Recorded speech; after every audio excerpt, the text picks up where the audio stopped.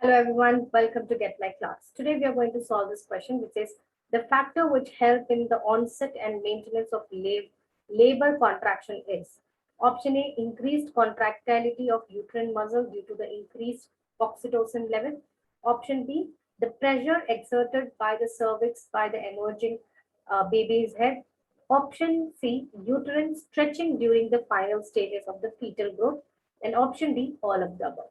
So let us understand the question. It says the factors which help in the onset and maintenance of labor contraction. So what do you mean by labor contraction? Labor contraction. Okay. So this is the kind of contraction which occurs in the myometrium of the uterus. Okay, uterus. So there is contraction which occurs in the myometrium of this myometrium is one of the layer of the uterus, very strong layer. And this is the one which undergoes contraction. And this happens during delivery of the baby. Or you can say ejection of the baby. Okay. So that is what is labor contraction. Okay. Now this labor contraction is actually induced by a hormone called as oxytocin. Okay, when the oxytocin level is very high, that time continuous contraction will be occurring. Okay, that is, so you can say that oxytocin is involved in applying, or you can say in allowing the myometrium to undergo elasticity or undergo contraction further. Okay, then during contraction, what happens? There is a pressure which is exerted by exerted on the cervix. So cervix, there is pressure which is exerted.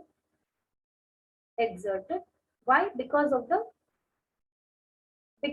pushing of the baby because of the contraction of the myometrial layer. Okay, myometrial, you can say the tissue. Okay, so because of that, what happens? It will be contracting continuously, pushing the baby towards downwards. So there is a lot of pressure which is exerted on the cervix. Okay. Cervix is the canal through which the baby comes out. Okay. Yes. And this will help in pushing the baby's head first. Most of the time, it is the head which gets, pushed out or emerged out. Okay. Then the uterine wall will get stretched up during the final, fetal growth. So during the final fetal growth. So when the baby is growing, so initially, of course, you can see that the stomach of the ladies will be small because the embryo will be small or the fetus will be small. Okay. Now, as the fetus grows, okay, so during the fetal growth, you can say, okay, the uterine will get stretched up. Okay. So initially it will be flat, but then the uterine will stretch out. Uterine stretches. Okay. So because of that, what happens? That is why the stomach of the pregnant lady, as the baby grows, it will look big. Okay, or you can say it will look bulged. Okay, bulged. So this is another point what I want to tell you. So that lot of pressure or lot of elasticity is maintained in the uterine wall. And further, the stretching of the uterine will also push out the stomach, stomach tissues. Okay, stomach in the sense, I'm not talking about the stomach where the food get digested.